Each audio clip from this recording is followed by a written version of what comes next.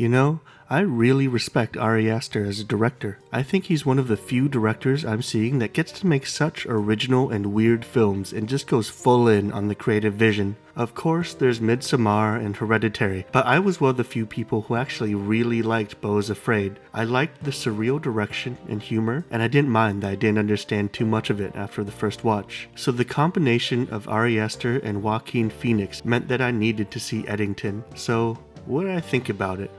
Oh man, I think this is a movie that's gonna frustrate a lot of people and feel really unpleasant to watch. I also think that that's very much intentional. I think there's a lot of value in the reasons why it might make you uncomfortable, and I do think at the end of the day that it's a film that people should go out and see. So let me backtrack for a little bit. The film takes place in May of 2020 in the small town of Eddington, New Mexico. Mayor Ted Garcia, played by Pedro Pascal, implements COVID lockdown and enforces a mask mandate. At the same time, the local sheriff Joe Cross, played by Jaoquin Pheonix, disapproves of the mandate and decides to run against Ted based on this anti-mask platform. Joe is married to Louise Cross, played by Emma Stone, and she used to have a relationship with Ted in the past as well. They also live with Louise's conspiracy theorist mother, Dawn, who keeps peddling conspiracy theories about COVID. As the mayoral election goes on, a lot of the events of the 2020s come into play, such as the BLM protests. There's also plans to build a data center in Eddington, which Ted supports, but many of the townspeople are pretty vocal against. I'm kind of astounded by how Aster is able to capture this kind of end-of-the-world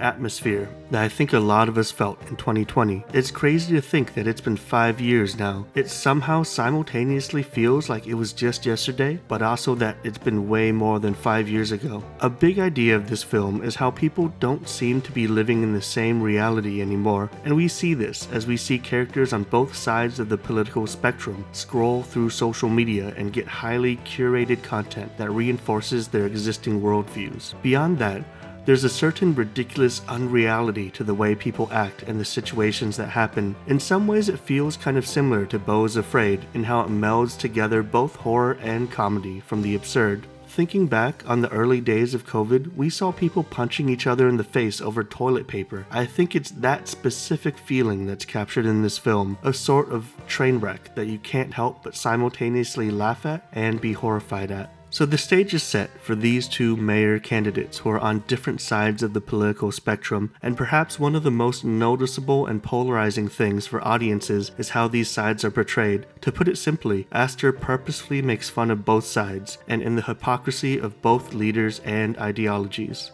For just one example, early on in the film, we see Ted in an election commercial where he talks about how his wife left him and his son and exploits that tragedy for political marketing and how disgusting that kind of is. But not too long later, we see Joe do the exact same thing. I think the film is trying to get both sides talking to each other by poking fun at both sides. That being said, the fact that it does this means that it's pretty likely to make you uncomfortable. The human brain holds on to certain values really rigidly, politics being one of them. The brain is great at ignoring things that don't agree with your own pre-held political beliefs, or just doubling down when you see contradictory evidence. So I do worry that it's possible that people can come out of this movie with the wrong idea. I think it's possible to interpret this film from a left-wing lens or right-wing lens, but I think that would be a shame because the film isn't about which side is right, but rather what happens when our means of communication and connecting to one another break down entirely. What starts as a movie that might feel like the American dream of a local sheriff becoming the mayor of his town gradually turns into the American nightmare. As tensions rise and people shift more and more away from each other, people start living in completely different realities and gradually disrespect each other more and more, resorting to underhanded and nefarious tactics. That is until finally the dam breaks, and the movie turns into what feels closer to an anxiety-riddled horror film.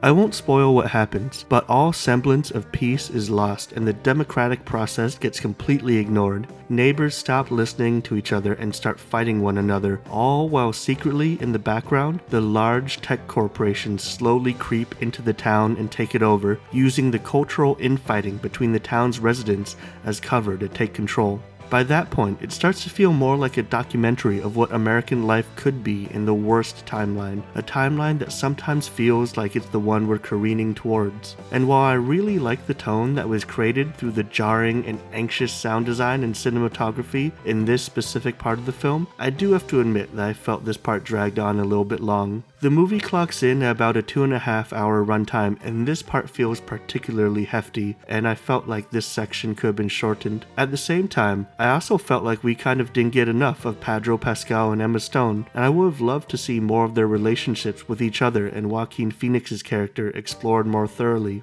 Last year, there was the film Civil War, which depicts a fractured America fighting a civil war with itself and the aftermath of that. However, I think a lot of people were disappointed in how that film shied away from discussing actual American politics. I mean, in that film, California and Texas have an alliance with one another. I mean, come on. Eddington, on the other hand, feels like the prequel to that fractured America depicted in Civil War, and in many ways is probably what people were hoping to actually see out of Civil War, and serves as a warning to us Americans at what might happen if we continue to scream over each other and exist in our own separate bubbles of reality. That in itself makes for a pretty uncomfortable subject matter, and at the same time, I think will probably cause a gut negative reaction in some people based on how their political beliefs might be mocked on screen. But I think taking this neutral approach is necessary for us to start the healing process. Maybe there's something we can both laugh at together in the first half of the film before it becomes too late for us and our version of America starts to look more like the second half of the film. Overall, I gave this film an 8 out of 10. I really enjoyed the humor and the tricky subject matter, and while I don't think it tackles it perfectly, I really respect it for taking a stab at what most filmmakers would explicitly try to shy away from. There's this quote that I'll put on the screen that art should aim to make people uncomfortable. I think this film definitely falls under that. So if this film sounds interesting to you, I definitely recommend checking it out, especially because I would love to see Ari Aster continue to make his weird, freaky little movies in the future.